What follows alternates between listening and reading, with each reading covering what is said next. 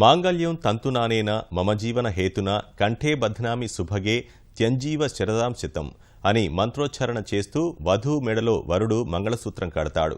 సుఖజీవనానికి హేతువైన ఈ సూత్రంతో మాంగళ్యాన్ని నీ మెడలో కడుతున్నా నూరేళ్లు వర్ధిల్లు అని ఆ మంత్రం పరమార్థం. అలాగే జీవితాంతం తోడుగా ఉంటానన్న మాట నిలుపుకున్నాడు ఓ భిక్షకుడు.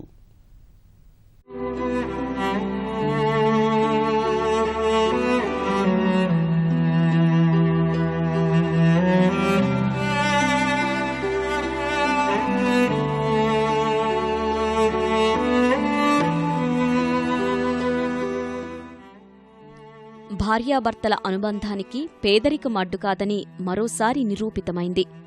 ఇటీవలే ఒడిశాలో సహధర్మచారిణి మృతదేహాన్ని ఇంటికి తీసుకెళ్లేందుకు డబ్బులు లేక కిలోమీటర్ల మేర భర్తే భుజాన మోశాడు. ఇలాంటి ఘటనలు పలుచోట్ల పునరావృతం అవుతూనే ఉన్నాయి. తాజాగా హైదరాబాదులోనూ అలాంటి ఘటనే వెలుగు చూసింది.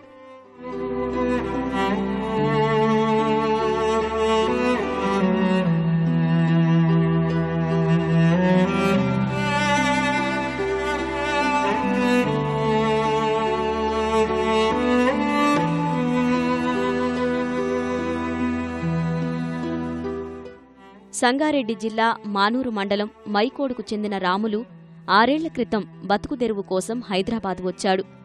అనారోగ్యం వల్ల యాచక వృత్తిని జీవనాధారం చేసుకున్నాడు. ఆ సమయంలో ఒకే రకమైన అనారోగ్యంతో బాధపడుతున్న కవిత పరిచయమయ్యింది. ఇద్దరూ 2 ఏళ్లు కలిసి లంగర్ హౌస్ సమీపంలోని దేవాలయం వద్ద భిక్షాటన చేసుకుంటూ జీవించారు. అనారోగ్యంతో శుక్రవారం సాయంత్రం కవిత చనిపోయింది. నిస్సహాయ స్థితిలో సొంతూరుకు కవిత మృతదేహాన్ని తరలించేందుకు తోపుడు బండితో పయనమయ్యాడు.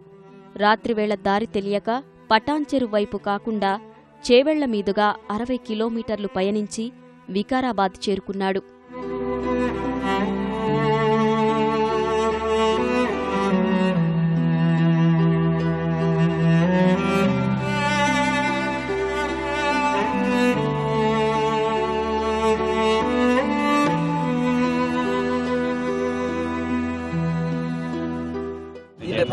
భార్య కవిత సార్. ఈమె లింగంపల్లి ఇది లేదు సార్ స్టేషన్. ఆ స్టేషన్ లో ఈ 6వ నంబర్ ప్లేట్ ఇడిసి ఇక్కడ 1వ నంబర్ ప్లేట్ ఉంది చూడు, అక్కడ గాడెక్కేట సమయంలో పాడం పోయింది స్టేషన్ లో. అట్లనే ఉంటే ఈ బండి వేరోళ్ళది ఉండే బండి అడిగేటోళ్ళది. ఆ ఏరోళ్ళ బండిలు వేసుకొని వచ్చిన నేను వేసుకొని దుప్పుకుంటూ వస్తున్నా. ఆడికి ఆట వాళ్ళకి అడిగితే 5,000 10,000 అనబట్టాను. నేను ఆడికి వెళ్ళి వాళ్ళని లేవు, 1 రూపాయి లేకుండా ఇంటికి కొనబోదామన్నా మైపొడికి సార్ ఊరికాడే చేసుకుందామని అందుకోరని. భార్యను తోపుడు బండిపై తీసుకెళ్తున్న విషయంపై వికారాబాద్ ప్రజలు మానవత్వాన్ని ప్రదర్శించారు. పట్టణానికి చెందిన ఓ స్వచ్ఛంద సంస్థ సహకారంతో అంబులెన్సు సమకూర్చి మృతదేహాన్ని స్వస్థలం తరలించేందుకు ఏర్పాట్లు చేశారు. దహన సంస్కారాల కోసం చందాలు పోగేసి రాములకు అందించారు.